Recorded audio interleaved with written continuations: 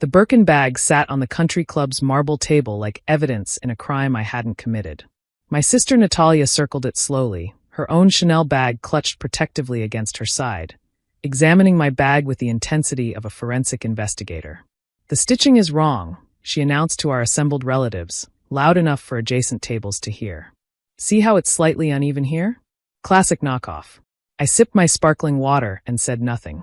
27 family members had gathered for our annual reunion at the Meridian Country Club, neutral territory for our fractured family, and I'd already been there 2 hours too long. "Pathetic knockoff," Natalia continued, warming to her audience. "I mean, we all know Daniela's situation. Legal aid lawyers don't make Hermès money." Sympathetic murmurs rippled through the crowd. Poor Daniela. Still single at 32. Still defending criminals for pennies. Still trying to keep up with her successful family by buying fake bags on Canal Street.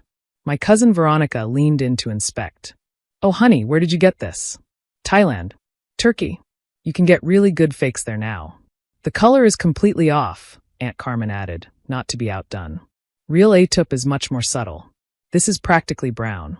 I watched them dissect my bag, their voices blending into a familiar symphony of condescension. The same song they'd been singing since I chose public defense over corporate law, since I moved to a small apartment instead of the suburban McMansion, since I stopped trying to compete in their endless game of material enupmanship. "How much did you waste on this?" Natalia asked, pulling out her phone. "Let me show you the real one. See? Completely different. Real Birkins start at 30,000. My phone rang. The custom ringtone, Edith Piaf's Non-J Any Regret Rain, cut through her lecture. I glanced at the screen. Private number, French country code. "Excuse me," I said, standing. "I need to take this." "Probably her boss," someone whispered. "On a Saturday? Those public defenders work like dogs." I walked just far enough to be out of direct earshot, but close enough for them to see me. Let them strain to eavesdrop. "Allo, Miss Torres." The voice was crisp, professional, unmistakably French. "This is Céline Bouchard from Hermès. I'm calling to confirm your private jet to Paris Fashion Week is ready. Will a Tuesday departure still suit your schedule?" Silence never sounded sweeter than the sudden hush that fell over the Torres family table. Even the waitstaff seemed to pause, silver coffee pots suspended mid-pour. "Tuesday works perfectly," I said, turning slightly so they could see my face. "The usual arrangements?" "Oui, madame. The Gulfstream will depart from Teterboro at your convenience. Your suite at the Georges V is confirmed, and Monsieur Dumas is personally excited to see your vintage collection pieces at the private showing." "Wonderful. And the documentary crew?" "They'll meet you in Paris. The working title is still Hermès, Heritage Collectors of the Americas. Your segment will focus on your grandmother's collection, as discussed." "Perfect. Merci, Céline. À bientôt, Madame Torres." I ended the call and walked back to the table, where 27 faces stared at me with expressions ranging from confusion to disbelief. "Sorry about that," I said, settling back into my chair. "Where were we? Oh right, you were explaining how my bag is fake." Natalia's mouth opened and closed like a fish gasping for air. Who was that?" "Work call," I said vaguely, picking up my supposedly fake Birkin. "You were saying something about the stitching?" Asterisk. Perhaps I should explain how a legal aid attorney ended up with Hermès on speed dial. It started, like most family dramas do, with a death and a will. My grandmother, Elena Torres, passed away 3 years ago. To the family, she was the eccentric artist who lived in a rent-controlled apartment in the village, surviving on Social Security and the occasional sale of her paintings. They loved her in their way, but they also pitied her. "Poor mama," they'd say, visiting her cluttered apartment. Living in the past with all that old junk. The junk included her paintings, certainly. But also hat boxes she never opened, trunks she kept locked, and garment bags that hadn't seen light in decades. When she died, the family descended like well-dressed vultures. "I'll take the jewelry," Natalia had announced, though Grandma's jewelry box contained only costume pieces. "The furniture's mine," Aunt Carmen claimed, already calculating garage sale prices. "Daniela can have the clothes and paintings," my mother had said magnanimously, since she's always been into that vintage stuff. They'd laughed as I loaded boxes into my Honda Civic. Dusty hat boxes, moldy garment bags, canvas after canvas of Grandma's amateur art. "At least pretend to be grateful," Natalia had whispered. We gave you the sentimental stuff since you can't afford anything else. I'd pretended. I'd been pretending my whole life. That their contempt didn't sting, that their pity didn't chafe, that being the family's black sheep didn't leave scars. Then I'd gotten home and opened the first hat box. Inside, wrapped in tissue paper that crumbled at my touch, was a Kelly bag. Vintage. Box leather. With the original receipt from 1962, purchased at 24 Rue du Faubourg Saint-Honoré. The second box held another. The third, a Constance from 1969. By the time I'd finished unpacking, I was sitting on my studio floor surrounded by 23 pristine vintage Hermès bags, a collection of Chanel suits that would make Anna Wintour weep, and a stack of authentication papers that told a story my family had never bothered to learn. Asterisk.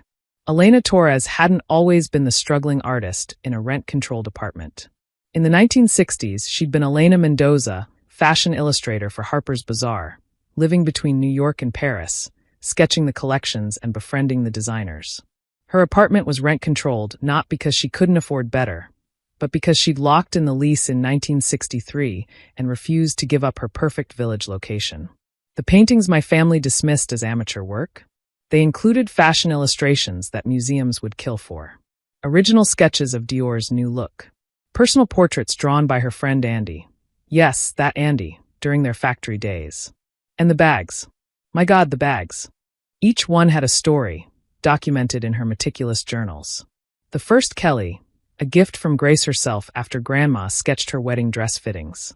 The Birkin prototype, given by Jane herself with a note. For Elena, who taught me that true style is about stories, not status. I'd sat among her treasures and cried.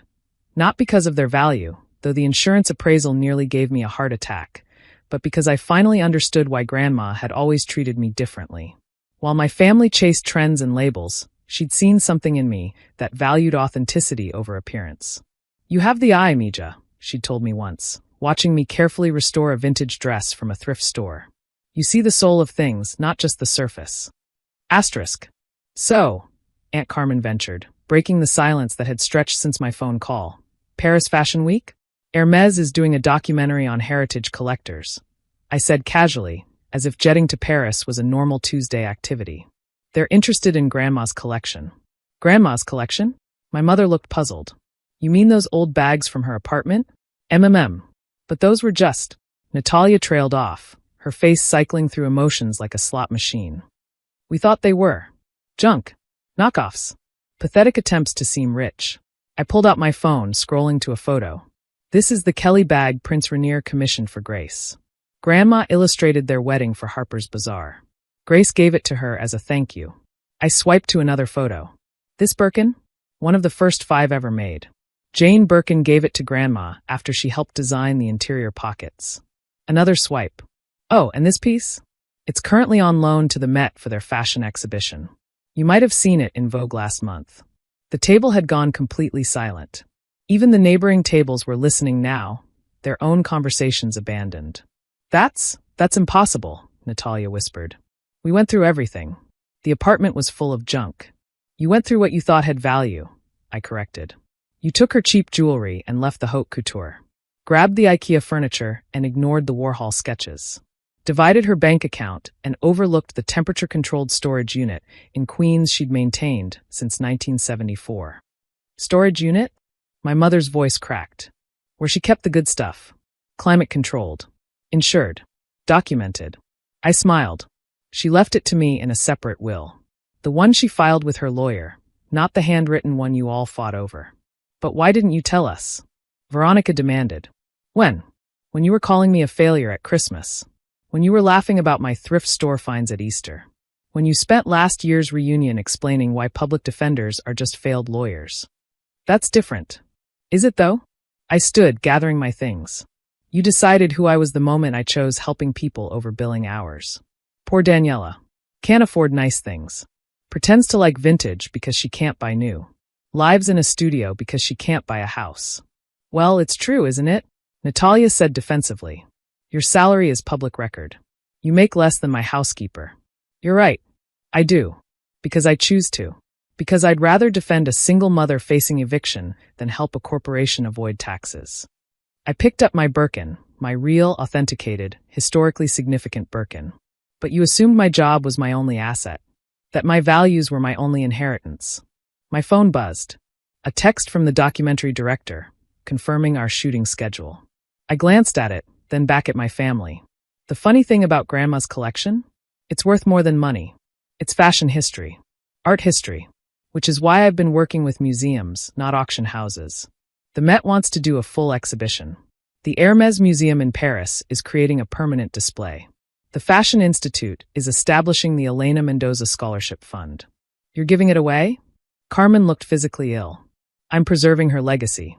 The same way she preserved these pieces, not as investments, but as art, as history, as proof that style isn't about price tags or status symbols, but about understanding beauty and craftsmanship and story. I started walking away, then paused. Oh, and Natalia? You were wrong about the stitching. This bag is perfect. It should be Grandma helped design it. Asterisk. The family group chat exploded before I even reached my car. I watched the messages pile up as I drove. Natalia, she's lying. Has to be.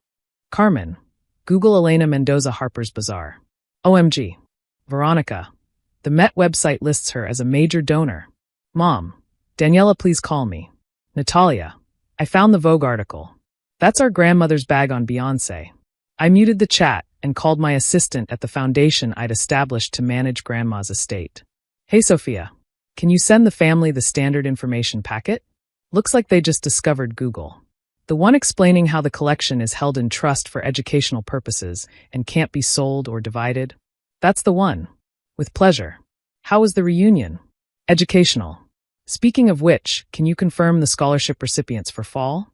I want to review their portfolios before Paris. Already in your inbox. Also, Hermès wants to know if you'll wear the Emerald Kelly or the Rouge Box Birkin for the opening gala. The Rouge Box. It was Grandma's favorite. Asterisk. By the time I got home, the family had moved from denial through anger to bargaining. 47 missed calls. Thanks for watching. See you again in the next video. Stay stunned.